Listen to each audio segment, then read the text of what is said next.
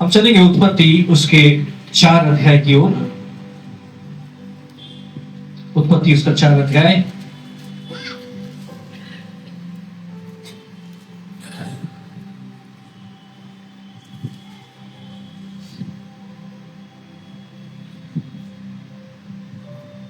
तो यहां पर हम देखते हैं कि आदम और हवा, उनके 2 बेटे हुए।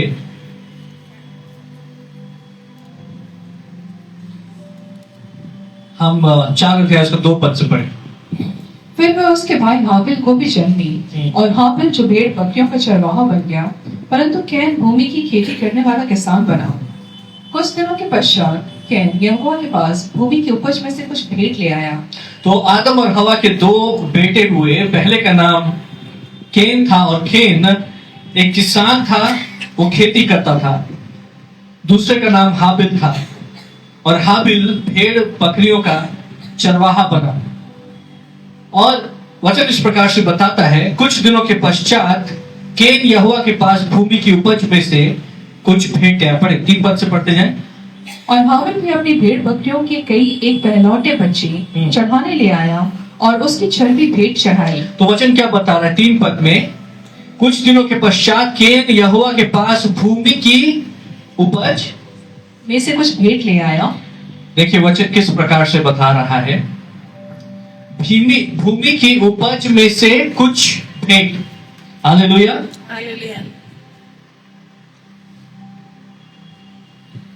केन भेंट जरूर लेके आया यहोवा के सामने, लेकिन भूमि की उपज में से कुछ भेंट, अपनी फसल में से सबसे उत्तम,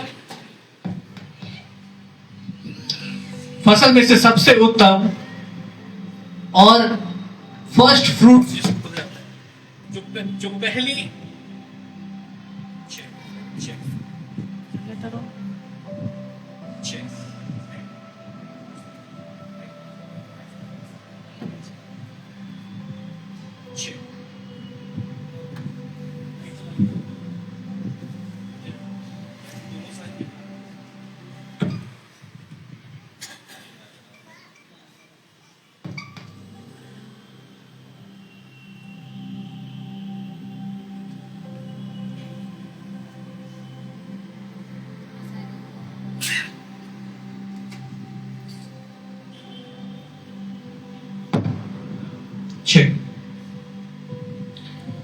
केन के विषय में लिखा है, भूमि की उपज में से कुछ भेंट लेकर के आया। जबकि हाबिल के विषय में क्या लिखा है? 4 पद पढ़े। और हाबिल भी अपनी भेड़ बकरियों के कई एक पहलौठे बच्चे भेंट चढ़ाने ले आया। हाबिल अपनी भेड़ बकरियों के कौन से बच्चे लेकर के आया? पहलौठे बच्चे। सबसे जो उत्तम भेंट है, हाबिल के विषय में साफ रीति से लिखा है कि पहलौठे सबसे उत्तम। आगे क्या लिखा है उसमें? पहलौठे बच्चे भेंट चढ़ाने ले आया, और उनकी चर्बी भेंट चढ़ाई। तब यहोवा ने हाबिल और उसकी भेंट को तो ग्रहण किया। हालेलुया। सो इंग्लिश के वर्ष में इस प्रकार से लिखा हुआ है कि हाबिल ने पहलौठे बच्चे, और उसमें से जो सबसे अच्छा, जो चर्बी वाला, जो फैट वाला पोर्शन होता है, जिसको कि सबसे अच्छा माना जाता है, उसको बलिदान के लिए चढ़ाया। जबकि केन अपनी फसल में से कुछ भेंट, सबसे उत्तम नहीं, कुछ भेंट लेकर के आए। हालेलुया। दाऊद को जब परमेश्वर को भेंट देना था, तो किसी ने उसको कहा कि मैं आपको अपनी भूमि दे रहा हूं, मैं आपको अपनी भूमि दे रहा हूं, आप उसको भेंट करके ले लीजिए। तो दाऊद ने कहा कि नहीं, यूं ही मिली हुई वस्तु मैं परमेश्वर को नहीं दूंगा। जिस बात के लिए मुझको कुछ मोल नहीं चुकाना पड़ा, वो मैं परमेश्वर को नहीं दे सकता। हालेलुया। मैं जो परमेश्वर को दूंगा, वो मैंने मोल लिया हुआ होगा। जब मैं परमेश्वर को दूंगा तो मेरे लिए बलिदान स्वरूप होगा। हालेलुया। दाऊद को भी मालूम था कि मैं परमेश्वर को सबसे उत्तम बातों को मुझे अर्पित करना है। और केन और हाबिल की भेंटों में फर्क था कि केन ने अपनी फसल में से कुछ परमेश्वर को दे दिया, लेकिन हाबिल के पास जैसे ही बच्चे आए, उसने पहिलौठे में से फर्स्ट, हालेलुया, फर्स्ट में से उसने भेंट को चढ़ाया और उसमें से भी सबसे अच्छे पोर्शंस को उसने परमेश्वर को चढ़ाया। तो वचन हमें इस प्रकार से बताता है, तब यहोवा ने हाबिल और उसकी भेंट को तो ग्रहण किया, परंतु केन और उसकी भेंट को उसने ग्रहण ना किया। मैं आपको एनकरेज करना चाहता हूं, अगर आप परमेश्वर की भरपूरी को अपने जीवन में देखना चाहते हैं तो परमेश्वर को बचा खुचा कुछ मत दीजिए। जब परमेश्वर आपको आशीषित करते हैं उसमें से बेस्ट आप परमेश्वर को दीजिए। हालेलुया। आप अपना बेस्ट परमेश्वर को देंगे, परमेश्वर अपना बेस्ट आपको देंगे तो आप आश्चर्यचकित हो जाएंगे। हालेलुया। इसलिए कई विश्वासी जो आगे नहीं बढ़ पा रहे क्योंकि उनको परमेश्वर को अपना बेस्ट देना नहीं आता है। लेकिन आज हमारा टॉपिक भेंट के विषय में नहीं है। परमेश्वर ने केन की भेंट को अस्वीकार किया, लेकिन हाबिल की भेंट को परमेश्वर ने स्वीकार किया। उसके पीछे कारण यह था कि हाबिल अपनी सबसे अच्छी भेंट वो परमेश्वर को देता है और उसके कारण केन अति क्रोधित हुआ और उसके मुंह पर उदासी छा गई। हालेलुया। क्योंकि जब हाबिल की भेंट ग्रहण हुई उसका अर्थ यह है कि हाबिल के ऊपर सुपर नेचुरल फेवर आना शुरू हो गया। हालेलुया। उसके जो जानवर थे, उसके जो पशु थे वो बढ़ते चले गए, वो आनंदित होता चला गया, उसकी आशीषें मल्टीप्लाई होती चली गई। हालेलुया। और केन की भेंट जब उसको स्वीकार नहीं किया गया तो उसकी फसल जो थी वो थोड़ी ही रह गई, वो कम ही रह गई। और जब कोई दूसरा बढ़ रहा होता है, खास तौर से अपने घराने में जब कोई दूसरा बढ़ रहा होता है, प्रेज़ द लॉर्ड। आज अगर अदालतों में हम जाकर के देखेंगे तो सबसे ज्यादा जो कोर्ट केस है वो भाइयों के बीच में, दूसरों के साथ में नहीं है। हालेलुया। एक ही परिवार के केस सबसे ज्यादा आज कोर्ट में है। और यहां पर भी हम देखते हैं कि हाबिल वो बढ़ता जा रहा है, परमेश्वर ने उसको आशीषित किया, परमेश्वर उसको बढ़ा रहा है। और जब केन हाबिल को बढ़ता हुआ देखता है तो केन का मन दुखी हो जाता है। मैं इस बात को बोलता हूं कि लोग अपने दुख से उतना दुखी नहीं है जितना दूसरे के सुख से दुखी है। अपने दुख से दुखी नहीं है, आप ठीक ठाक है, लेकिन अगर आपके बगल वाले घर में हालेलुया बड़ी गाड़ी आ गई तो आपका दुख बड़ा हो जाता है। जबकि आपकी गाड़ी ठीक है, आपकी जरूरतों के लिए वो पूरी है, लेकिन उसकी गाड़ी हमारी गाड़ी से बड़ी है, उसका टीवी हमारे टीवी से बड़ा है, उसके घर में व्हाइट वॉश हो गया, उसका घर और चमकने लगा, हमारे घर में भी व्हाइट वॉश ड्यू है, हमारा दुख बड़ा हो जाता है। लोग अपने दुख से उतने दुखी नहीं है जितना दूसरे के सुख से दुखी है। और केन हाबिल की आशीषों को देख देख कर मन में कुढ़ता है, मन में उसके अंदर ईर्ष्या पैदा होने लगती है। और ईर्ष्या बहुत ही खतरनाक बात है। ईर्ष्या एक पाप है। केन के मन में ईर्ष्या आ रही है और ईर्ष्या के द्वार से शैतान उसके हृदय के दरवाजे को खटखटा रहा है, पाप उसके जीवन के दरवाजे को खटखटा रहा है। और यहोवा ने इस बात को देखा। तब यहोवा ने केन से कहा, तू क्यों क्रोधित हुआ और तेरे मुंह पर उदासी क्यों छा गई? यदि तू भला करे तो क्या तेरी भेंट ग्रहण ना की जाएगी? और यदि तू भला ना करे तो पाप द्वार पर छिपा रहता है और उसकी लालसा तेरी ओर होगी। हालेलुया। हालेलुया। अगर हम परमेश्वर के वचनों पे नहीं चल रहे हैं, अगर हम अपने मन की कर रहे हैं, अगर हम शैतान के बहकावे में आ जा रहे हैं, अगर हम कड़वाहट से भरे हुए हैं, अगर हम ईर्ष्या से भरे हुए हैं, अगर हम घमंड से भरे हुए हैं, अगर हम लालच से भरे हुए हैं, पाप तुम्हारे जीवन के ऊपर प्रभुता करने को तैयार है। हालेलुया।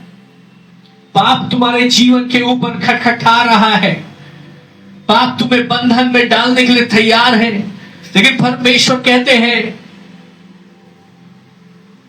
यदि तू भला न करे तो पाप द्वार पर छिपा रहता है और उसकी लालसा तेरी ओर होगी और तुझे उस पर प्रभुता करनी है।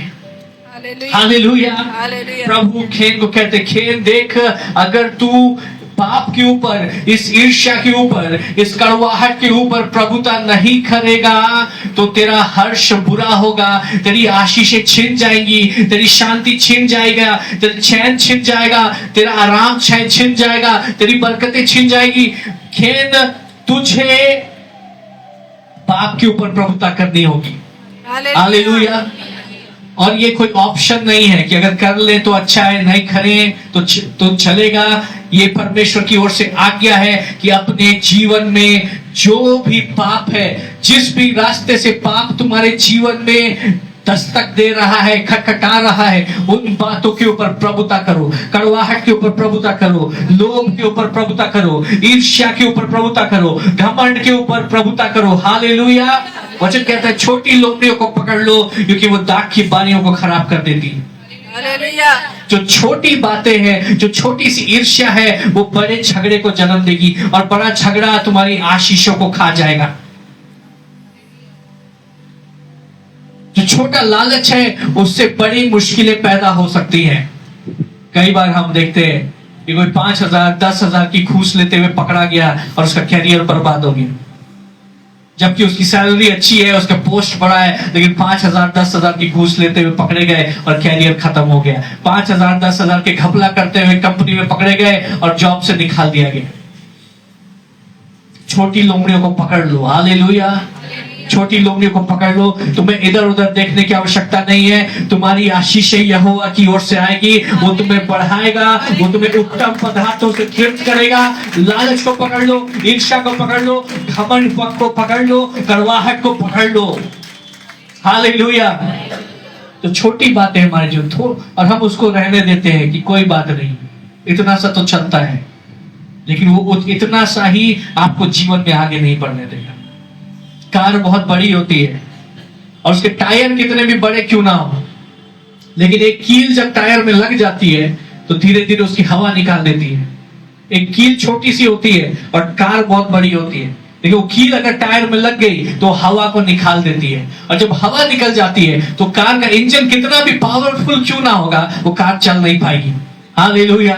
शैतान ने आपके जीवन में कई कीलों को डाल रखा है। अपने हृदय को टटोलने की आवश्यकता है कि मेरे जीवन में कहां पे कड़वाहट है, कहां पे मेरे जीवन में वो बातें हैं जिसको मैं माफ नहीं कर पा रहा हूं, कहां पे वो बातें जहां पे ईर्ष्या मेरे हृदय में आ रही है, कहां पे वो बातें जहां पे क्रोध मेरे जीवन में आ रहा है, और उन बातों को हमें अपने जीवन से दूर करना है। तब हमारे जीवन की गाड़ी पूरी रफ्तार के साथ दौड़ेगी। कितनों को समझ में आ रहा है? दाऊद कहता है हर दिन वो प्रभु की उपस्थिति में जाता है। आइए जोर से हम थाली बजाएं, प्रभु का धन्यवाद करें। प्रभु अपने लोगों से बातचीत कर रहा है और बोलते मेरी आशीषें क्यों रुकी हुई है, मेरे जीवन की गाड़ी की रफ्तार क्यों नहीं पकड़ रही है, मेरी आशीषें जल्दी क्यों नहीं आ रही है। हालेलुया। क्योंकि आपके टायर में शैतान ने कांटियों को डाल के रखा है।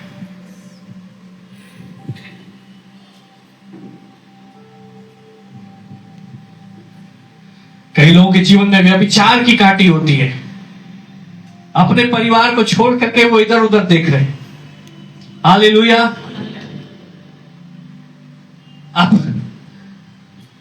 अपने जीवन की तरफ ध्यान नहीं है, इधर उधर ध्यान है। अगर ऐसा है तो आपके जीवन की गाड़ी जो है वो धीमे दौड़ेगी। हालेलुया।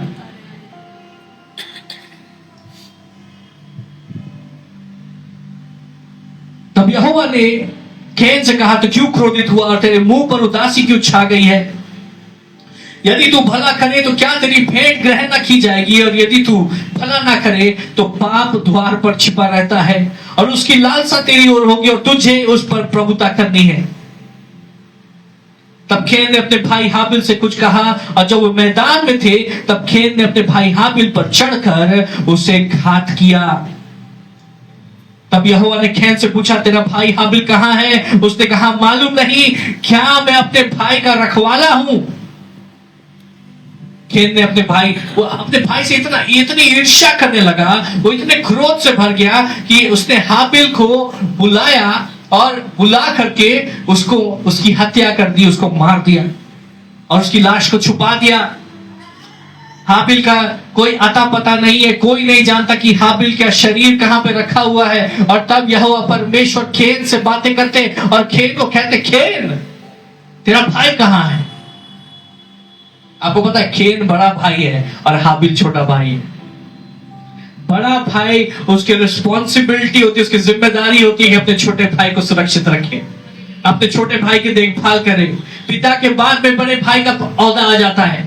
और केन बड़ा भाई है, लेकिन उसने अपने छोटे भाई की हत्या कर दी और उसके शरीर को छुपा दिया। कोई गवाह नहीं है, कोई आवाज लगाने वाला नहीं है, कोई व्यक्ति मौजूद नहीं है। लेकिन यहोवा परमेश्वर केन से पूछते, केन तेरा छोटा भाई कहां है जिसका तुझे ख्याल रखना था? केन तेरा छोटा भाई कहां है जिससे तुझे प्रेम करना था? केन तेरा छोटा भाई कहां है जो तेरी हिफाजत में था? और केन कहता है, क्या मैं अपने भाई का मैंने ठेका ले रखा है?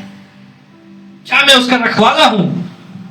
क्या मैंने उसका ठेका लिया है जो मैं बताऊंगा कि मेरा छोटा भाई कहां है? केन हाबिल कहां है?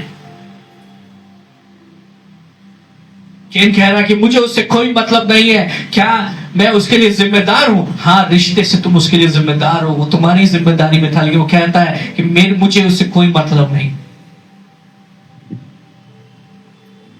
आज हो सकता है जब आप यहां बैठे हुए हैं तो आपके ऊपर जो जिम्मेदार थे उन्होंने कहा कि मुझे इनसे कोई मतलब नहीं, मुझे इनके प्रति कोई भावना नहीं, मुझे इनके प्रति कोई संवेदना नहीं, मुझे इनसे कोई मतलब नहीं रखना। जब आपको मदद चाहिए होती है तो अपना मुंह फेर लेते हैं। हालेलुया। जब आप सोचते हैं कि जो मेरे अपने वो मेरी सहायता करेंगे तो वो अपने मुंह को फेर लेते हैं, अपनी आंखों को आपकी परिस्थिति की ओर से बंद कर देते हैं और कहते हैं कि क्या मैंने तुम्हारा ठेका ले रखा है? और संसार इतना कठोर है, इतना मुश्किल है, इतनी विषमताओं से भरा हुआ है कि हमने इस संसार में भाई को भाई की ओर से आंख फेरते हुए देखा है, हमने पति को पत्नी की ओर से मुंह फेरते हुए देखा है, हमने पत्नी को पति की ओर से मुंह फेरते हुए देखा है, हमने माता पिता को बच्चे की ओर से मुंह फेरते हुए देखा है, हमने बच्चों को माता पिता की ओर से मुंह फेरते हुए देखा है। हर कोई एक दूसरे की तरफ से मुंह फेर लेता है, लेकिन एक ही यहोवा परमेश्वर है जो कहता है कि ना मैं तुझे कभी छोड़ूंगा, ना मैं तुझे कभी त्यागूंगा, मैं सर्वदा तुम्हारे साथ हूं, मैं जगत के अंत तक तुम्हारे साथ हूं। तुम्हारी तुम्हें छोड़ सकती है, लेकिन मैं तुम्हारा यहोवा परमेश्वर तुम्हें नहीं छोड़ूंगा। मैंने तुम्हारा ठेका ले रखा है, जिम्मेदार हूं। हालेलुया। हमें हर जगह से निराशा मिल सकती है, लेकिन यहोवा परमेश्वर हमारा दृढ़ कर है, वो हमारी चट्टान है, वो अपने लोगों को कभी निराश नहीं होने देता। हालेलुया। और परमेश्वर ने उससे कहा, तेरे भाई का लहू भूमि से मेरी ओर चिल्लाकर मेरी दोहाई दे रहा है। परमेश्वर ने कहा कि हाबिल का लहू पुकारता है, हाबिल का लहू वो चिल्ला रहा है, हाबिल का लहू न्याय मांग रहा है, हाबिल के लहू की आवाज है, क्योंकि हाबिल का लहू जिंदा है। हालेलुया। हालेलुया। मैं आपको कुछ सिखा रहा हूं, हम पहुंच रहे हैं वहां पे। अगर आप ध्यान से बने रहेंगे आप कुछ बड़ी बात यहां से सीख के जाएंगे। जो लहू हमारी रगों में बहता है, ये लहू ये केवल साधारण कोई लिक्विड पदार्थ नहीं है, ये एक आत्मिक पदार्थ है। ये लहू जो हमारे रगों में बहता है, ये लहू ये जीवित है और इस लहू के अंदर एक आवाज है। हालेलुया। Praise the Lord. लहू की एक आवाज है। परमेश्वर कहते हैं, हाबिल का लहू मुझे पुकारता है।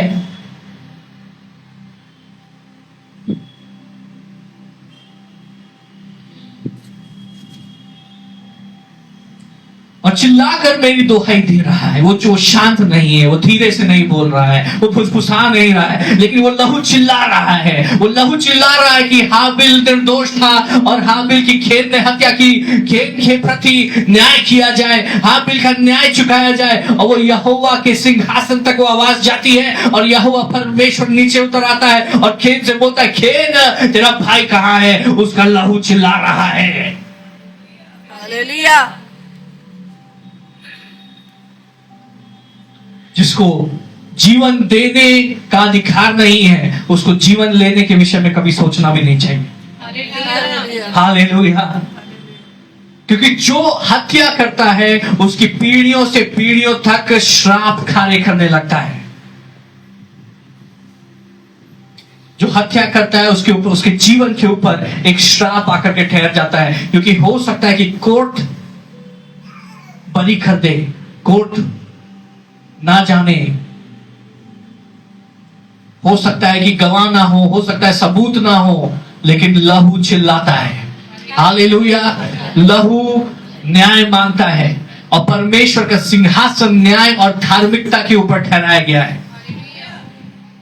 बहुत ध्यान रखना चाहिए कि हमारा हाथ कभी किसी परिवार के विरुद्ध ना उठे, कभी किसी निर्दोष के विरुद्ध ना उठे। हालेलुया। विश्वासियों को ध्यान रखना चाहिए। लहू चिल्लाता है, लहू की एक आवाज है, लहू की आवाज है, और लहू कहता है, मैं चाहता हूं कि आप इस बात को गौर करें कि लहू कहता है, वो कुछ कहता है, एक गवाही देता है, एक टेस्टिमनी देता है। और परमेश्वर ने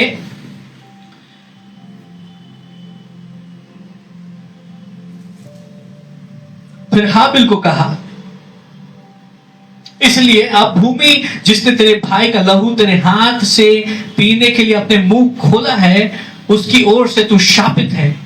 चाहे तू भूमि पर खेती करे तो भी उसकी पूरी उपज फिर तुझे ना मिलेगी। हालेलुया। हालेलुया। गौर करें, ये जो अपराध है ये इतना गंभीर है। वो ऐसे श्राप को लेकर के आता है कि तुम मेहनत करोगे लेकिन उसका फल तुमको नहीं मिलेगा, तुम मेहनत करोगे लेकिन उसका फल तुम प्राप्त नहीं कर पाओगे। भूमि अपनी उपज तुम्हारे लिए उत्पन्न नहीं करेगी, और तू पृथ्वी पर भटकने वाला और भगोड़ा होगा।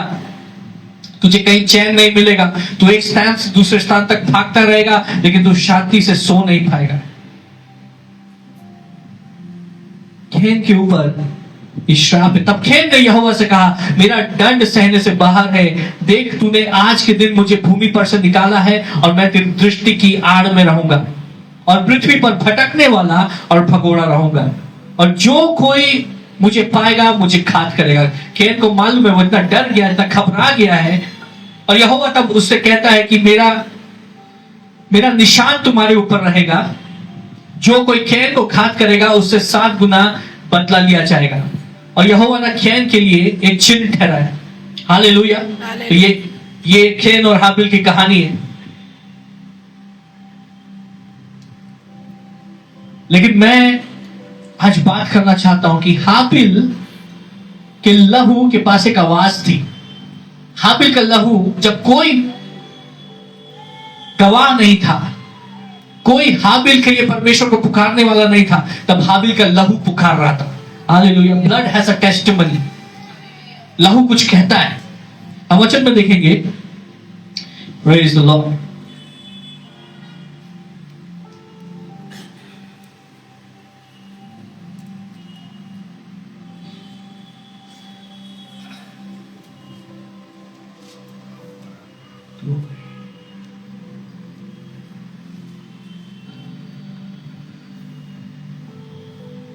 हम देखेंगे लेवी व्यवस्था और उसका 17 अध्याय 11 पद। लेवी व्यवस्था 17 अध्याय उसका 11 पद। इस प्रकार से लिखा है, life itself is in the blood, which is why sacrifices require the shedding of blood. पढ़ें। क्योंकि शरीर का प्राण लहू में रहता है। शरीर का प्राण लहू में रहता है। और उसको मैंने तुम लोगों को वेदी पर चढ़ाने के लिए दिया है कि तुम्हारे प्राणों के लिए प्रायश्चित किया जाए। हालेलुया। शरीर का प्राण कहाँ रहता है? लहू। जीवन कहाँ रहता है? लहू में रहता है। पहली बात है, लहू की आवाज है। हालेलुया। दूसरी बात, लहू में जीवन है। और प्रभु क्या कह रहे हैं?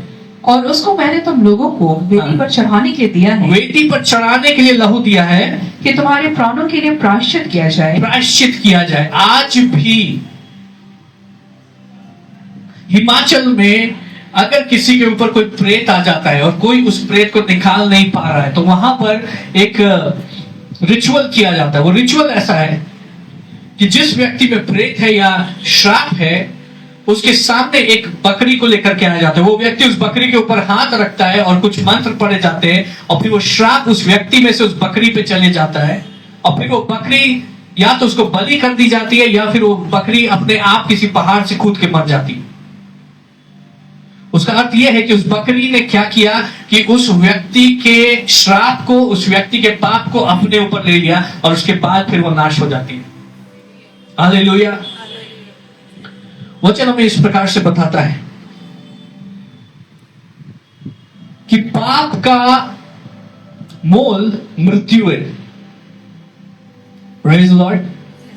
परमेश्वर ने जब आदम और हवा की रचना की तो उनको मरने के लिए नहीं बनाया था। जब परमेश्वर ने आदम और हवा की रचना की तो वो अनंत काल तक जीने वाले प्राणी थे। कभी आपने सोचा है परमेश्वर ने इतने सुंदर सृष्टि की रचना की लेकिन सब कुछ खत्म क्यों हो जाता है? लोग मर क्यों जाते हैं? परमेश्वर ने मृत्यु की रचना नहीं की। लेकिन जब आदम और हवा ने पाप किया तो पाप का मोल क्या है? मृत्यु। क्योंकि पाप हमें परमेश्वर की उपस्थिति से दूर कर देता है और परमेश्वर हमारे जीवन का स्रोत है। तो अगर हम जीवन से डिस्कनेक्ट होंगे तो उसका फल क्या होगा? उसका फल मृत्यु होगा। जैसे एक अंधेरा कमरा अगर हो तो उस कमरे में अंधेरा इसलिए नहीं है कि वहां पे अंधकार है। उस कमरे में अंधेरा इसलिए होता है क्योंकि वहां पे ज्योति का कोई स्रोत नहीं है। जैसे उस अंधेरे कमरे में एक बल्ब जला दिया जाए वो कमरा रोशन हो जाता है। Hallelujah. So darkness is the result of absence of light. अंधकार रोशनी के ना होने के कारण होता है। वैसे मृत्यु जीवन के ना होने के कारण होती है। हालेलुया। और जीवन का स्रोत क्या है? यीशु मसीह ने कहा मार्ग, सत्य और जीवन मैं हूं। तो जब पाप हमारे जीवन में आता है हम परमेश्वर की उपस्थिति से दूर हो गए, डिस्कनेक्ट हो गए और तब जीवन हमारे अंदर बहना बंद हो जाता है, जिसका कि फल ये होता है कि मृत्यु हमारे जीवन में कार्य करने लगती है। हालेलुया। परमेश्वर ने कभी मृत्यु को रचा नहीं था, लेकिन पाप का फल मृत्यु है। पाप का दंड मृत्यु है।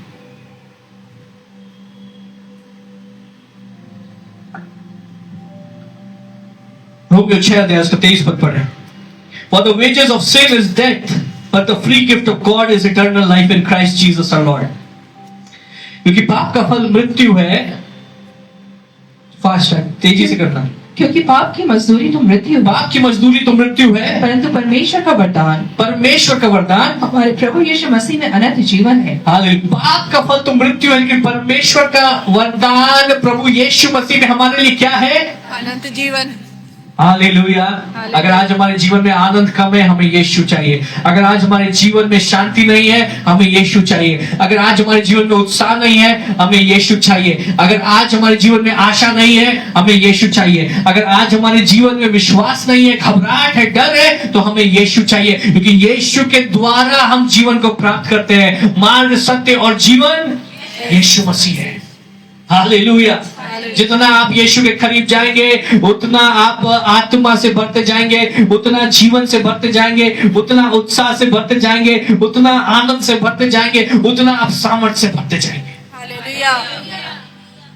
पाप का फल मृत्यु है, लेकिन परमेश्वर का वरदान यीशु मसीह में हमारे लिए अनंत जीवन है।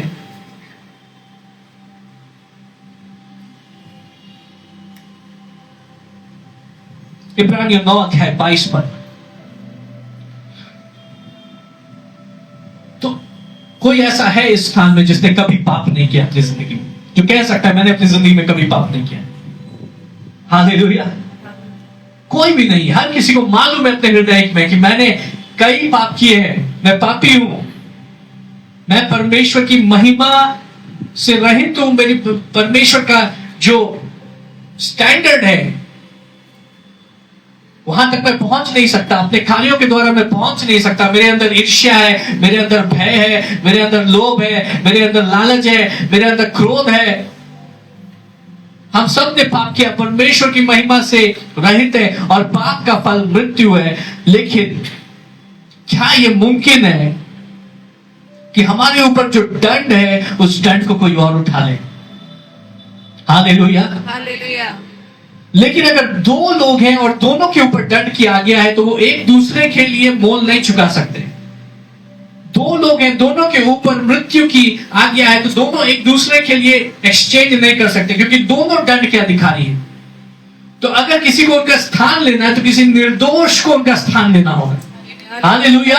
एक पापी दूसरे पापी का स्थान नहीं ले सकता है।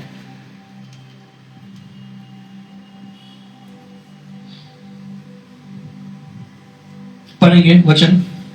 और व्यवस्था के अनुसार प्राय सब वस्तुएं लहू के द्वारा शुद्ध की जाती हैं, हालेलुया। और बिना लहू बहाए क्षमा नहीं होती। बिना लहू बहाए क्षमा नहीं होती है।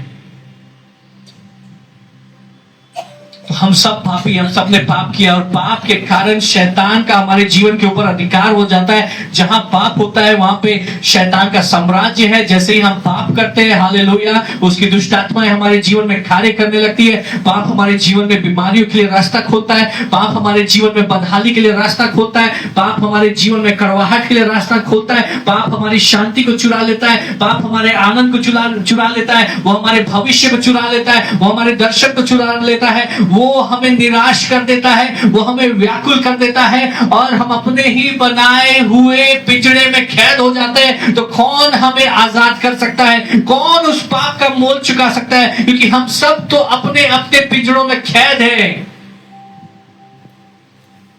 कौन है जो आजाद है और जो हमें आजाद कर सकता है? और वचन हमें बताता है, हालेलुया, इब्रानियों 12 अध्याय उसका 24 पद।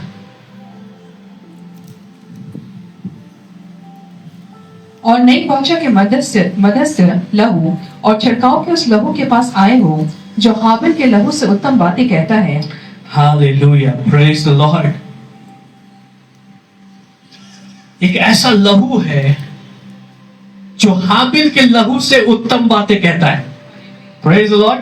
हाबिल का लहू क्या कह रहा था? न्याय के लिए, कि उसको दंड दिया जाए, उसको नाश किया जाए, उसके जीवन के ऊपर परमेश्वर का क्रोध प्रकट किया जाए। खेन के ऊपर श्राप हो, खेन के ऊपर बंधुआई हो, खेन को कभी शांति ना मिले, खेन कभी चैन से ना रहे, उसकी पीढ़ियों से पीढ़ियों तक खेन जो है वो श्रापित रहे। हाबिल का लहू न्याय के लिए मांग रहा है।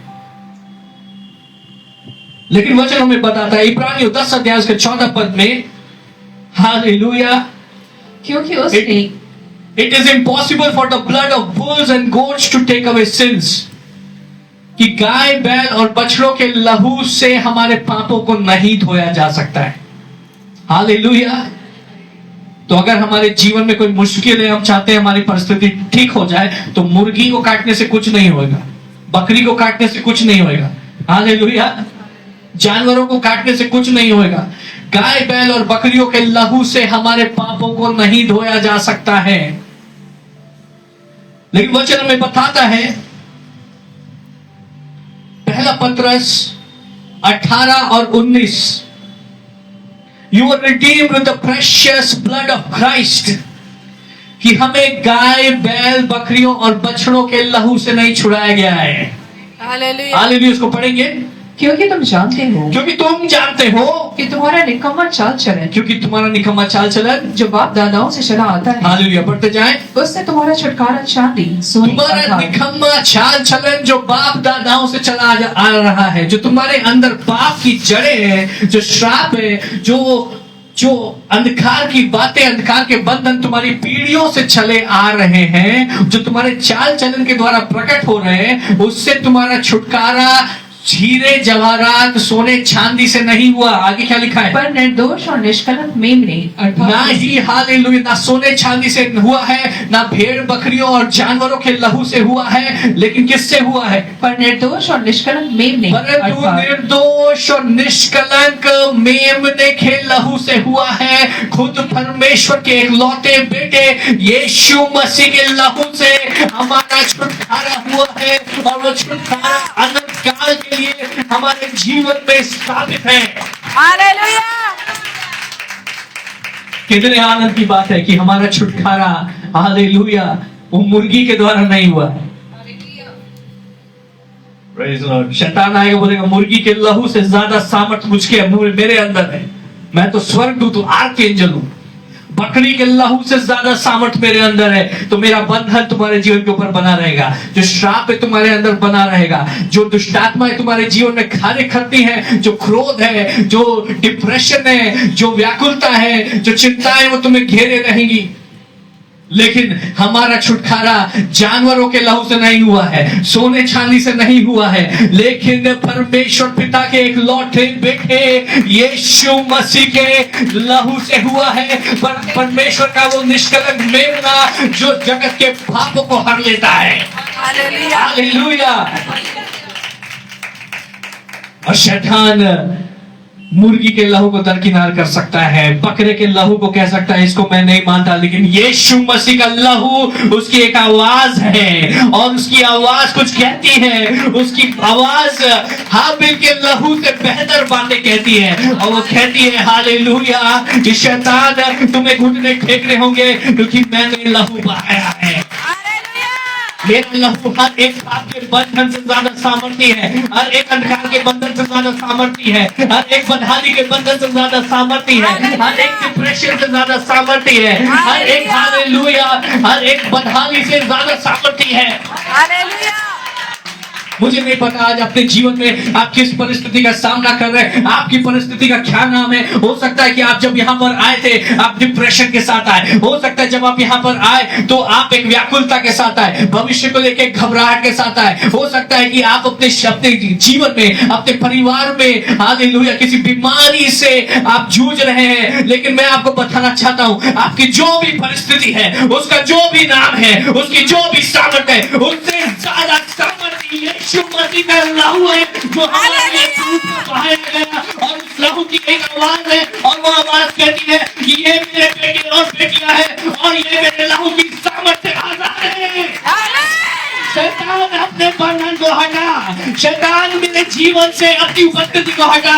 यीशु मसीह के लहू की सामर्थ्य से मैं तुम्हें बाहर निकालता हूँ। उस लहू की सामर्थ्य से मेरे जीवन के ऊपर हर एक पाप और श्राप और बदहाली का बंधन टूट चुका है और मैं परम प्रधान का बेटा और बेटी ठहराया गया हूँ, स्वर्ग का उत्तराधिकारी ठहराया गया हूँ। अब मैं अंधकार के साम्राज्य में नहीं, अब मैं ज्योति की संतान में हूँ। अब अंधकार की हालेलुया परेशानियां मेरा भाग नहीं, स्वर्ग की आशीष मेरा भाग है।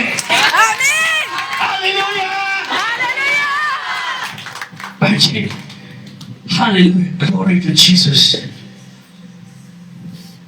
यीशु मसीह का लहू उसकी आवाज है, उसकी आवाज है, एक आवाज है। और जब शैतान कहता है हालेलुया कि इसने पाप किया है, यीशु मसीह का लहू कहता है मैंने उस पाप का मूल चुका दिया है। शैतान कहता है पाप का भाग मृत्यु है, यीशु मसीह का लहू कहता है कि यीशु ने क्रूस पर कुर्बान होके उस मृत्यु का मूल चुका दिया है। हालेलुया। और उस लहू का जीवन अब इस बेटे और बेटी का भाग है। आमीन। हालेलुया। वो लहू एक आवाज है, उस लहू में सामर्थ्य है। लहू जहां पर है वहां पे पवित्र आत्मा की आग है। आमीन। Oh, something is happening in this place. अभी इस समय बंधन टूट रहे हैं, जैसे मैं इन बातों को बोल रहा हूँ बंधन टूट रहे हैं। मैं आत्मा में महसूस कर रहा हूँ कि पवित्र आत्मा की सामर्थ आपके जीवन में कार्य कर रही है। आप जैसे यहाँ आए थे आप वैसे ही यहाँ से नहीं जा रहे हैं। हो सकता है कि आप कंफ्यूजन में आए थे, आप अपने आप को निर्बल महसूस करता हुआ आए थे, आप सोच रहे थे ये परिस्थिति मेरे जीवन में है, मैं क्या करूँ। लेकिन आप आज जब यहाँ से जाएंगे आप परमेश्वर की सामर्थ से भर करके जाएंगे, क्योंकि यीशु मसीह का लहू कहता है कि ये मेरा बेटा, ये मेरी बेटी, ये निर्बल नहीं है, ये बलवान है, ये सामर्थी है, ये जीवन से बढ़ के है।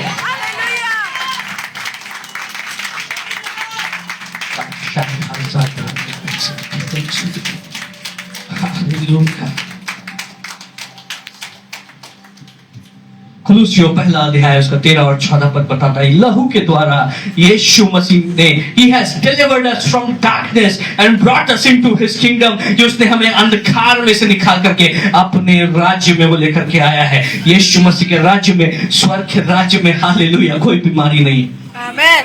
हालेलुया। कोई व्याकुलता नहीं है, कोई चिंता नहीं है, कोई परेशानी नहीं है, कोई डर नहीं है। हम यीशु के राज्य में हैं, हम इस संसार की व्यवस्था के अधीन नहीं हैं, हम शैतान के अधीन नहीं हैं, हम यीशु मसीह के अधीन हैं, राजाओं के राजा के अधीन हैं और वो राजा हमारा ख्याल करता है। हालेलुया। परमेश्वर के राज्य में शांति, आनंद और धार्मिकता है। हालेलुया। उसकी भरपूरी है। आमीन। Glory to Jesus. Glory to Jesus. जब बीमारी तुम्हारे जीवन में आज को बोले ये यीशु मसीह के लहू से मेरे जीवन से निकल जा, तू गलत पते पे आई। तो गलत पते पे आए, तेरा कोई अधिकार नहीं मेरे जीवन के ऊपर। मैं अंधकार के साम्राज्य में नहीं, मैं ज्योति के राज्य में हूँ। I am in the kingdom of light, I am in the kingdom of Christ. Hallelujah. तुम्हारा मेरे जीवन में कोई अधिकार नहीं है। आत्मिक कानून के अनुसार तुम्हारा मेरे जीवन के ऊपर कोई अधिकार नहीं है। इसलिए जब यीशु मसीह का लहू हम बोलते हैं तो दुष्ट आत्माएं थरथराती हैं। इसलिए यीशु मसीह का लहू जब हम बोलते हैं हालेलुया तो बीमारियां भागती हैं। इसलिए यीशु मसीह का लहू जब हम बोलते हैं तो परिस्थितियां बदलना शुरू हो जाती है। इसलिए यीशु मसीह का लहू जब हम बोलते हैं तो छुटकारे होना शुरू हो जाते हैं, क्योंकि यीशु मसीह के लहू में सामर्थ है, यीशु मसीह के लहू में आवाज है। और यीशु मसीह के लहू की आवाज कहती है ये जीते हुए हैं, इन्होंने छुटकारा पाया हुआ है, इनका भविष्य आशीषित है, इनका परिवार आशीषित है, इनके बच्चे आशीषित हैं, इनका मोल चुका दिया गया है। पाप और श्राप का इनके जीवन के ऊपर कोई अधिकार नहीं। Glory to Jesus, glory to Jesus. Hallelujah. Hallelujah. यीशु मसीह का लहू 7 बार गिरा जब यीशु मसीह को क्रूस पर चढ़ाया जा रहा था। और हम देखते हैं हालेलुया जब वो कैफा के घर में थे, उनकी दाढ़ी को खींचा गया। दाढ़ी को खींचे जाना शर्मिंदगी को दिखाता है। यीशु मसीह ने शर्मिंदगी को उठा लिया ताकि मुझको और आपको शर्मिंदा ना होना पड़े। हालेलुया। यीशु मसीह को मुक्कों से मारा गया, उनका लहू बहा। यीशु मसीह को मुक्कों से मारा जाना इस बात को दिखाता है हालेलुया कि जीवन में कष्ट उठाने पड़ते हैं, और यीशु मसीह ने हमारे लिए कष्ट उठाया ताकि हमें और आपको कष्ट ना उठाना पड़े, हमें आपको शर्मिंदगी ना उठाना पड़े, जीवन हमें मुक्के ना मारे। और यीशु मसीह ने उन मुक्कों को खा लिया। जब दाढ़ी को खींचा गया उनका लहू बहा, जब मुक्कों को मारा गया तब उनका लहू बहा। कांटों का ताज उनको पहनाया गया, और वो कांटे बड़े बड़े थे। जब उनके सर में ठोके जा रहे थे तो उनके मस्तिष्क में धंस जाते होंगे, उनके ब्रेन में वो कांटे धंस जाते होंगे। मैं आज आपको बताना चाहता हूं कि अगर आप यहाँ पर बैठे हैं और आप डिप्रेशन में हैं, परमेश्वर की आत्मा बार बार मुझे कह रही है कोई यहाँ पर मौजूद है जो डिप्रेशन में है और जिसको सुसाइडल थॉट्स आ रहे हैं, मैं आपको बताना चाहता हूं कि यीशु मसीह ने उन कांटों के ताज को पहना ताकि डिप्रेशन का, व्याकुलता का, डर का, घबराहट का, नेगेटिव थॉट्स का हमारे विचारों के ऊपर कोई अधिकार ना हो। हालेलुया। हालेलुया। यीशु मसीह ने उससे आजादी के लिए पूरा मोल चुका दिया। आमेन। उसका मोल चुकाया जा चुका है। उस डिप्रेशन का आपके ऊपर कोई अधिकार नहीं है। Yes amen.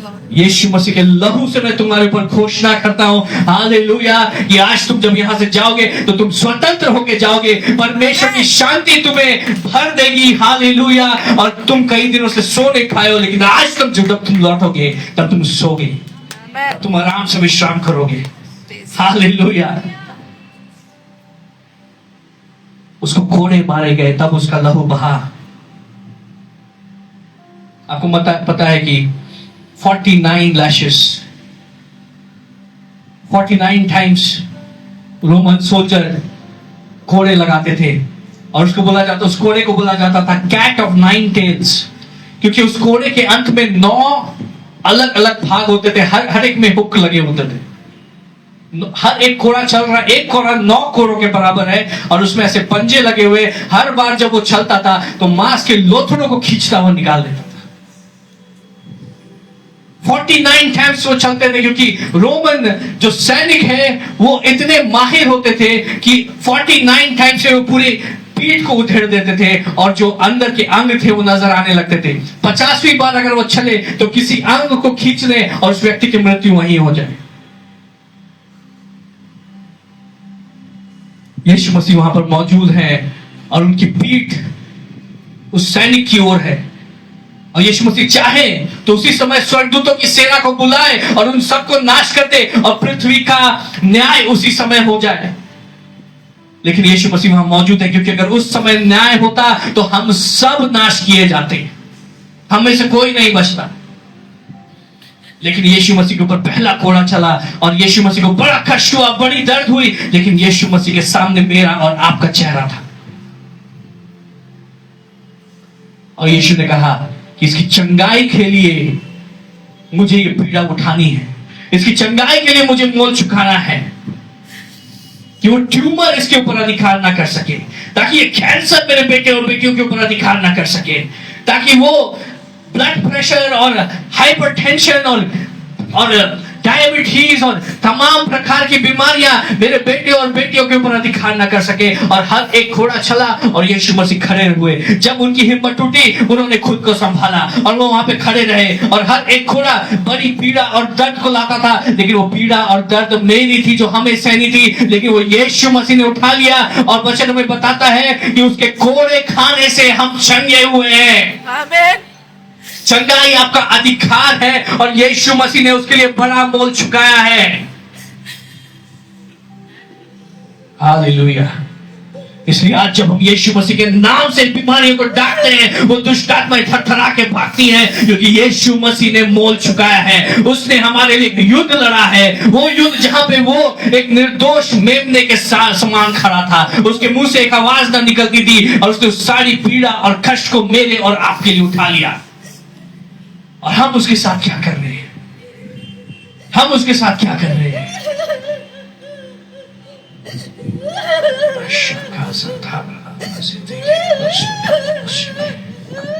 We are free, we are free। हम आजाद हैं, हम छुटकारे को प्राप्त किया है, हम स्वतंत्र हैं, क्योंकि यीशु वो चुपचाप रहा, उसने पीड़ा को उठाया, उसने कष्ट को उठाया। हालेलुया। और हमें स्वतंत्र कर दिया, हमें आजाद कर दिया, हमें उसने फ्री कर दिया। उसका धन्यवाद करें, उसकी स्तुति करें। उसका पीठ ऐसा था, ऐसा लगता था मानो उसकी पीठ पर किसी ने हल चला दिया। उसका चेहरा पहचान में नहीं आ रहा था, उसके चेहरे को देख करके समझ नहीं आता था ये कौन है।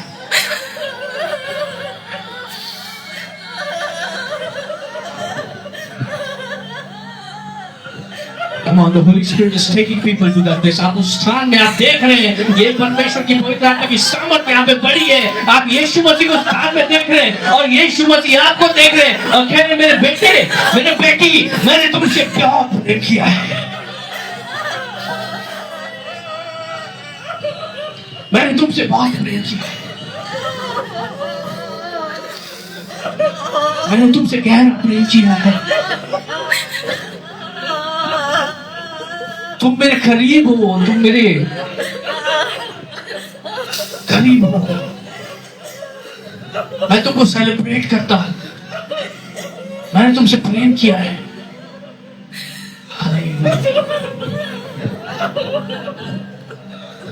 उसकी पीठ को छलनी कर दिया गया, उसके बाद क्रूस उसके ऊपर डाल दिया गया और उसे कहा गया इसको लेकर के चलो गोलगथा। और अपने आप को वो किसी प्रकार से उतनी पीड़ा में खींचते हुए वो गोलगथा पहाड़ी की ओर चला। वो अपने पाप का बोझ नहीं ढो रहा था, वो हमारे पापों का बोझ ढो रहा था। What are you doing with your life? आप क्या कर रहे हैं कि आप किसी को माफ नहीं कर सकते? आप अपने अंदर कड़वाहट को रखते हैं, आपके अंदर से परमेश्वर का प्रेम नहीं प्रकट हो रहा। जब परमेश्वर ने आपसे इतना गहरा प्रेम किया तो आप उसकी जगह पे क्या कर रहे हैं? Oh, you're angry with your husband। आप अपने पति से गुस्सा है, आप अपनी पत्नी से गुस्सा है, आप अपने बच्चों से गुस्सा है, आप अपने माता पिता से गुस्सा है, आप अपने पड़ोसियों से गुस्सा है। परमेश्वर का प्रेम तुम्हारे जीवन में कहाँ है?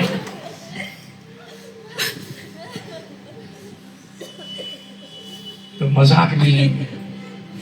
हम बोलते यीशु तुझसे प्रेम करते हैं, क्या हम समझते भी हैं कि उस प्रेम का अर्थ क्या है? वह प्रेम सैक्रिफाइस मांगता है, प्रेम बलिदान मांगता है। और हमें हालेलुया, अगर सच में परमेश्वर से प्रेम करते हैं तो हमारे जीवन में वो बलिदान होना चाहिए, वो सैक्रिफाइस होनी चाहिए। जिस प्रकार से यीशु मसीह ने अपने क्रूस को उठाया, वो कहता है अपना क्रूस उठाओ और मेरे पीछे बोलो। अगर उस अपने क्रूस को उठाने का मतलब अगर किसी को माफ कर देना है तो फिर अपने क्रूस को उठा लो। हालेलुया। अपने क्रूस को उठाना, अगर हालेलुया वो बातें, संसारिक बातें जो तुम्हें पसंद है उसकी ओर से मुंह फेर लेना है तो अपने क्रूस को उठा लो और परमेश्वर के पीछे बोलो, यीशु के पीछे बोलो। उसमें अबदी जिंदगी है, उसमें सच्चा आनंद है, उसमें सच्ची शांति है। और यीशु मसीह ने अपने क्रूस को लिया और उस बदहाल स्थिति में लहू बह रहा है, वो अपने क्रूस को उठाकर उस पहाड़ी पर जाते हैं और उनके हाथों में कीलों को ठोका जाता है। जब हमें एक सुई चुभ जाती है तो हमसे बर्दाश्त नहीं होता है, जब थोड़ी सी चोट लग जाती है तो हमसे बर्दाश्त नहीं हो जाता। उनके हाथों में कीलों को ठोका गया, वो कीले फुकवा रहे थे मेरे और आपके लिए। स्वर्ग का वो राजकुमार, सेनाओं का यहोवा परमेश्वर वहां एक बेजुबान मेमने की तरह है और हमारे लिए कुर्बान हो रहा है। उसने अपने हाथों में कीलों को ठुकवाया और लहू बहा, और हाथों में कीले इसलिए ठुकी ताकि हम जिस किसी काम को हाथ लगाए वो उन्नति करे। गेंद सुन ले, तेरे ऊपर श्राप आया कि तू जब हल जोतेगा तो जमीन फसल नहीं उत्पन्न करेगी, लेकिन यीशु मसीह ने अपना लहू बहाया कि तेरे ऊपर से वो श्राप हट जाए कि अब जब तू हल जोतेगा तो फिर 100 गुना फसल घटेगा। Hallelujah, hallelujah. इसलिए कई लोगों के जीवन में एक नाकामयाबी का साइकिल होता है। आप जो करते हैं वो सफल नहीं होता है। आपके बच्चे जो कर रहे हैं वो सफल नहीं होता है। डिस्कनेक्ट, वो आप दुकान खोल रहे हैं वो बंद हो जा रही है। आप ट्रैवल का बिजनेस कर रहे हैं वो बंद हो जा रही है। आप जो कर रहे हैं वो असफल हो रहा है। यीशु मसीह ने अपने हाथों में उन कीलों को ठुकवाया ताकि हमारे ऊपर से ये श्राप हट जाए। जिस किसी काम को हम हाथ लगाए वो काम आशीषित हो जाए। जिस किसी काम को हम हाथ लगाए वो काम उन्नति करे। आपके बच्चे उन्नति करे, आपका परिवार उन्नति करे। हालेलुया, मसीह समाज उन्नति करे। यीशु मसीह ने अपने हाथों में कीलों को ठुकवाया। हालेलुया।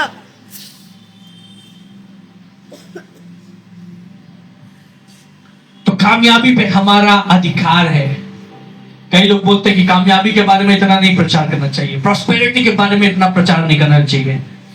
क्यों नहीं प्रचार करूंगा? यीशु मसीह ने उसके लिए हाथों में कीलों को ठुकवाया। मैं प्रचार करूंगा। कामयाबी परमेश्वर के बेटे और बेटियों का अधिकार है, वो हमारी रोटी है और हम उसको लेंगे क्योंकि यीशु मसीह ने उसके लिए मोल चुकाया है। यीशु मसीह का लहू इस बात की गवाही देता है कि यीशु में हम जीवन से बढ़ के हैं।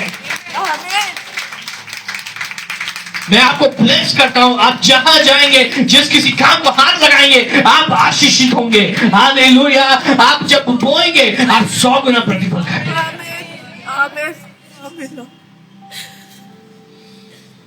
यीशु मसीह ने अपने पैरों में कीलों को ठुकवाया। पता है हाबिल के ऊपर क्या श्राप आया था? तू एक जगह स्थिर नहीं रहेगा, तू भटकता रहेगा। तू जहां जाएगा वहां से तुझे भगा दिया जाएगा। तू जहां जाएगा लोगों का हाथ तेरे विरुद्ध होगा। तू जहां जाएगा तू विरोध को देखेगा। तू जहां जाएगा तू डरा हुआ होगा। तुझे कहीं शांति नहीं मिलेगी, तू कभी स्थिर नहीं हो पाएगा। यीशु मसीह ने अपने पैरों में कीलों को ठुकवाया ताकि हम जहां जाए वहां पर हम अधिकारी ठहरे। हम जहां जाए हमें फेवर मिले, हम जहां जाए हमें कृपा मिले, हम जहां जाए हमारे लिए दरवाजे खुल जाए, हम जहां जाए हमें एक आदर के स्थान में स्थापित किया जाए, हम जहां जाए हम प्रभावशाली हो और हमारे प्रभाव की सीमाएं बढ़ते जाए। यीशु मसीह ने अपने पैरों में कीलों को ठुकवाया ताकि हम स्थापित हो जाएं। हालेलुया।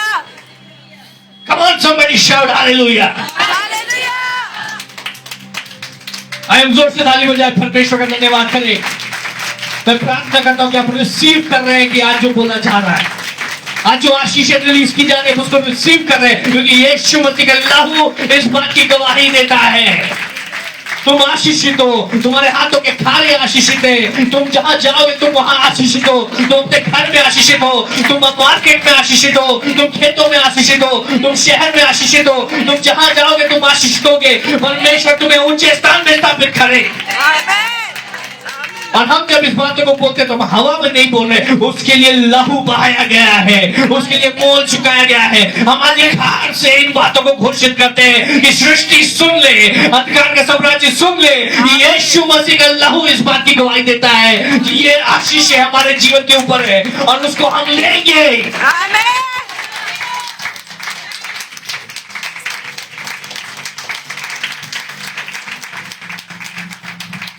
अपने लिए ले लो, अपने बच्चों के लिए ले लो, अपनी पीढ़ियों के लिए ले लो। हालेलुया। अगर तुम सोच रहे हो कि मुझे इसकी जरूरत नहीं है, तो अपने पीढ़ियों के लिए आशीष को लो। ना सिर्फ परमेश्वर तुम्हें खुद आशीषित करेंगे, लेकिन परमेश्वर की मर्जी है कि तुम एक आशीष का कारण होने पाओ, तुम छुटकारे का कारण होने पाओ, तुम परमेश्वर की जय का कारण होने पाओ। हालेलुया। हालेलुया।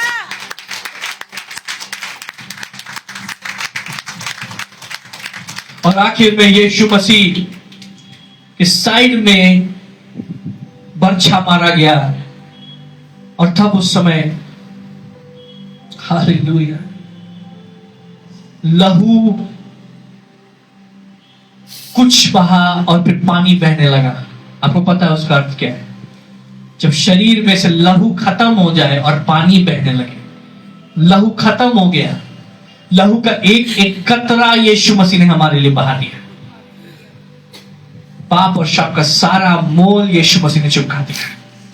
लहू का एक एक कतरा, ऐसा नहीं था कि उसके अंदर 1 लीटर 1.5 लीटर लहू बचा हुआ था, कुछ बचा लिया, नहीं, एक एक कतरा हमारे लिए उसने बहाया। वो कतरा कतरा इस बात की गवाही देता है कि तुम आशीषित हो, तुम परमेश्वर से के प्रिय हो, उसने तुमसे गहरा प्रेम किया है। हालेलुया। उसकी करुणा तुम्हारे ऊपर है, वो तुम्हारे विषय में सोचता है और वो तुमसे गहरा प्रेम करता है। वो खतरा खतरा इस बात की गवाही देता है।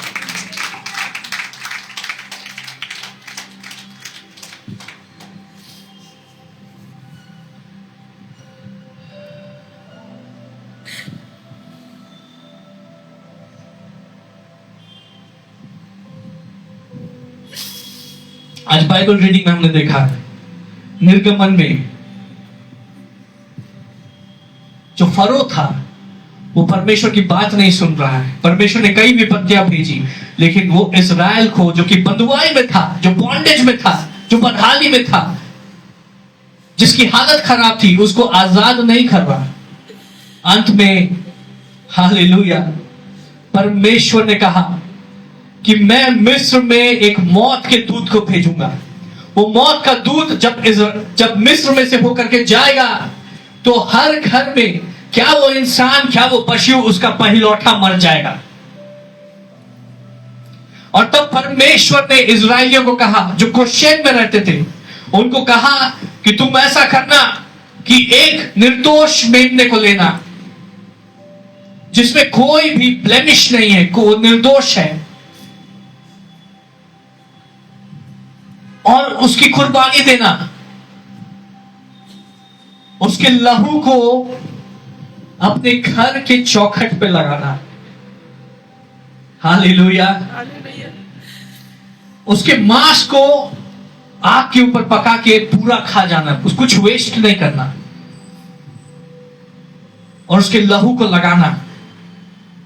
तब जब मौत का दूत मिस्र में से होके जाएगा, वो गोशेन की ओर से बढ़ेगा, जिस जिस घर के ऊपर वो लहू लगा होगा, मौत का दूत उस घर को नहीं छुएगा, वो उसके आगे से पार हो जाएगा। वो उस लहू को देखेगा तो विपत्ति अपने मुंह को मोड़ लेगी।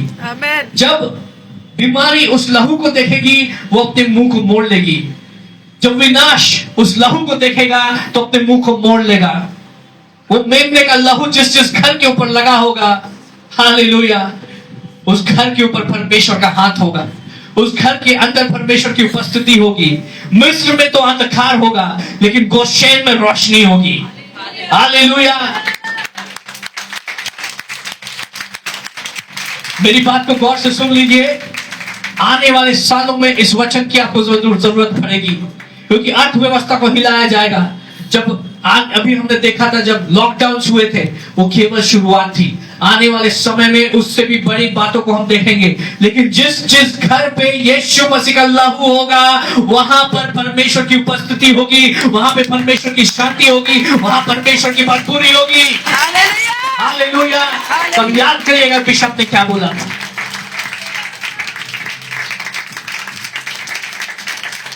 मेमने का लहू,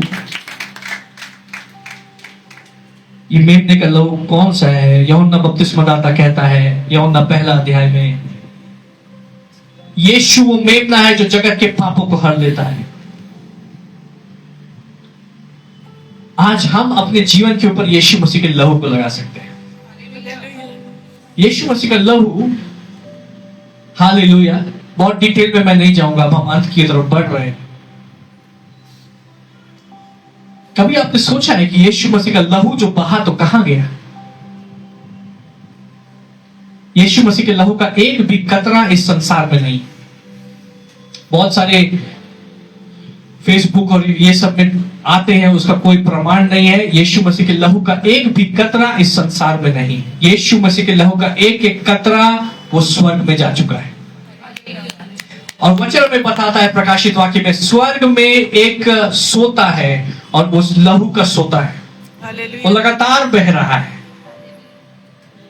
वो लगातार बह रहा है और गवाही देता है कि उसके बेटे और बेटियां वो निर्दोष हैं। वो हमारे पापों की क्षमा के लिए लगातार बहता है, वो हमारे छुटकारे के लिए लगातार बहता है, वो हमारी छंगाई के लिए लगातार बहता है, वो हमारी आशीषों के लिए लगातार बहता है। और हम उस सोते में से लहू को लेकर के अपने विश्वास के द्वारा लगा सकते हैं। जहां आप यीशु मसीह के लहू को लगाएंगे, शैतान उसको छू नहीं सकता, बदहाली उसको छू नहीं सकती, हालेलुया, विपत्तियां उसको छू नहीं सकती। 5 बातें जिसके ऊपर आपको यीशु मसीह के लहू को हर दिन लगाना है। कितने लोग तैयार हैं सुनने के लिए? हम जल्दी जल्दी कंप्लीट कर रहे हैं।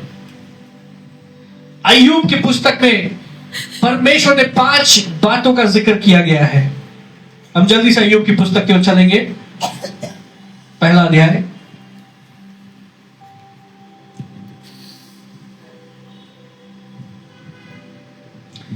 पहला अध्याय 7 पद। यहोवा ने शैतान से पूछा, तू कहां से आता है? शैतान ने यहोवा को उत्तर दिया कि पृथ्वी पर इधर उधर घूमते फिरते और डोलते डोलते आया हूं। और परमेश्वर शैतान को कहते, क्या तुमने मेरे दास अय्यूब को देखा?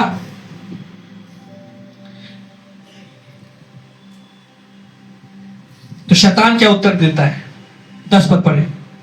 क्या तूने उसकी और उसके घर की, पहली बात, क्या तूने उसकी और उसके घर की और जो कुछ उसका है उसके चारों ओर बाड़ा नहीं बांधा, और तूने उसके काम पर आशीष दी है। हालेलुया। तो सबसे पहले हमें अपने ऊपर यीशु मसीह के लहू को लगाना है। हर दिन उठे मैं अपने आप को यीशु मसीह के लहू से कवर करता हूं।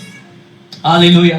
दूसरी बात है, मैं अपने परिवार को यीशु मसीह के लहू से कवर करता हूं, अपने बच्चों को यीशु मसीह के लहू से कवर करता हूं। स्कूल भेज रहे, आशीष दे के भेजिए। हालेलुया। तीसरी बात है, अपनी संपत्ति, हालेलुया, उसके ऊपर यीशु मसीह के लहू को लगाए। अपने दुकान के ऊपर, अपने जॉब के ऊपर, जो कुछ उसका है, जो कुछ आपका, उसके ऊपर यीशु मसीह के लहू को लगाए। अपने काम के ऊपर यीशु मसीह को लगाए, यीशु मसीह के लहू को लगाए। हालेलुया। हालेलुया। और अपने प्रभाव के क्षेत्र को, जहां तक आपका प्रभाव है, जहां तक आपका नाम है, यीशु मसीह के लहू को लगाए। Praise the Lord. आप अगर ऐसा करेंगे, शैतान इन बातों को नहीं छू पाएगा। Praise the Lord, glory to Jesus. अंत मैं करना चाहूंगा, इसमें हम तैयार करेंगे, कम्युनियन के लिए तैयारी करना शुरू करें। आर्यन आ जाएंगे। खेत ने कहा, क्या मैं अपने भाई का रखवाला हूं? क्या मैंने अपने भाई का ठेका लिया है? वो बड़ा भाई था, उसकी जिम्मेदारी थी अपने छोटे भाई का ख्याल करना। लेकिन मैं आपको बताना चाहता हूं, वचन कहता है कि यीशु मसीह का लहू हाबिल के लहू से बेहतर बातों को कहता है। हालेलुया। और यीशु मसीह कौन है?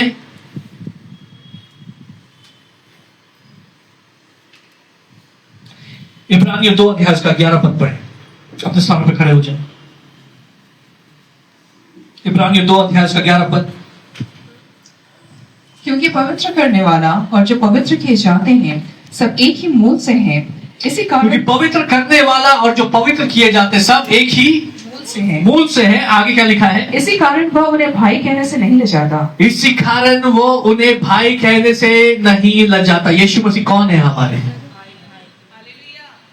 Praise the lord. यीशु मसीह कौन है आपके? कौन है वो आपके? यीशु मसीह हमारे भाई है। वचन हमें कहता है, इसलिए वो हमें भाई कहने से नहीं लजाता। नहीं लजाता। जब आप इस बात को समझेंगे तो आपकी आत्मिकता अलग स्तर की होगी कि आप जब यीशु से बात कर रहे हैं तो अपने सबसे करीबी मित्र से, अपने भाई से बात कर रहे हैं। और ये भाई ऐसा नहीं है जो कहता कि मैंने क्या इनका ठेका ले रखा है। ये भाई हमसे प्रेम करने वाला है। ये भाई कहता है हाँ मैंने इनकी जिम्मेदारी ली, इनकी जिम्मेदारी मेरी है, मैं इनका ख्याल करूंगा, एक बड़े भाई के समान मैं इनके संग संग रहूंगा, मेरा हाथ और मेरा साया, मेरी लाठी इनके पक्ष में रहेगी। हालेलुया।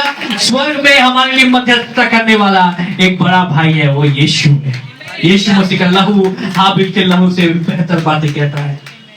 हालेलुया। प्रभु का धन्यवाद करते हैं।